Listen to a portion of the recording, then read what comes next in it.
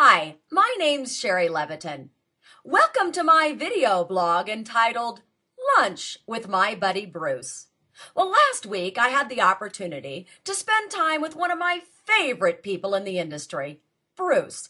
And when we were at lunch, he told me a great analogy for the sales process. He said, imagine that you're a guy and that you're looking for a girl to take to prom.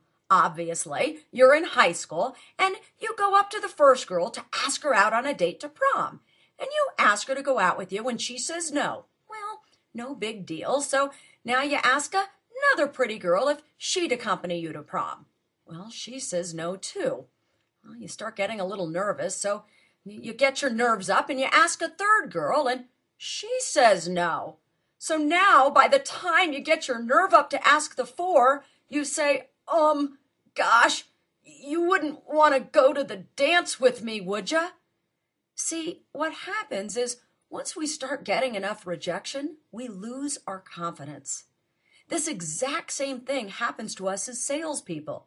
Y'all may remember the scene in Something About Mary, where the young man asks Mary to go to prom, and he does something really similar. At the very beginning of the movie, there's a great scene where he says, you wouldn't sort of like maybe, gosh, sort of maybe want to go to the prom with me, would ya?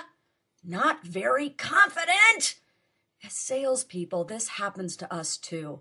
Whether you're a salesperson or an OPC, we take constant rejection in our profession. And after enough rejection, well, we start losing our confidence.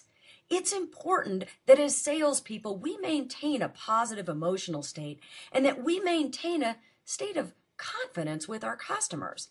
How do we do that? Well, it's all up to us.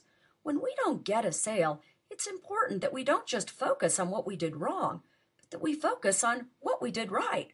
Certainly, you didn't mess up everything if you didn't get a sale. When you look back at your last tour or your last few tours, focus on what you did right. If you didn't get the sale, perhaps you did great trial closes, or you did a phenomenal discovery. Maybe you got the dominant buying motive, the travel problem, the objection. Maybe you did the perfect trial closes and you got commitment. Now, when you get a sale, most likely you look at all the things you did right. And that's why you get on a roll, because you're focusing on all the great things you did.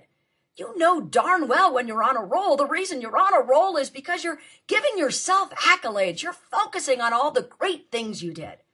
That's why when you're in a slump or when you're not making a sale, you need to do the same. You need to focus on what you're doing right. In fact, this is something we should do all throughout our lives. We should focus on what's working, not what's not working. Whether it's in a relationship, in your personal life, or whether it's in a relationship in your office. Look for what's good in a person. Look for what's working in a situation, not for what's not working. Look for what's right in yourself every single morning. If you're old enough to remember the Saturday Night Live skit, you'll remember the guy sitting in front of the mirror saying, I'm good enough, I'm smart enough, I'm great enough. It's a great way to start out your day. Each day before you go to work, tell yourself what's great about yourself. You're smart enough. You're wonderful enough. You're good enough. You're a great salesperson. People like you. One of my favorite YouTube videos is an affirmation video about Jessica. In fact, I've provided a link for you here so that you can see it. Jessica really knows how to start her day. So when you're done with this video, you might want to click on it. I'm Shari Levitin, wishing you a wonderful week and telling you, you are good enough. You're great enough. And you are going to have a terrific week this week.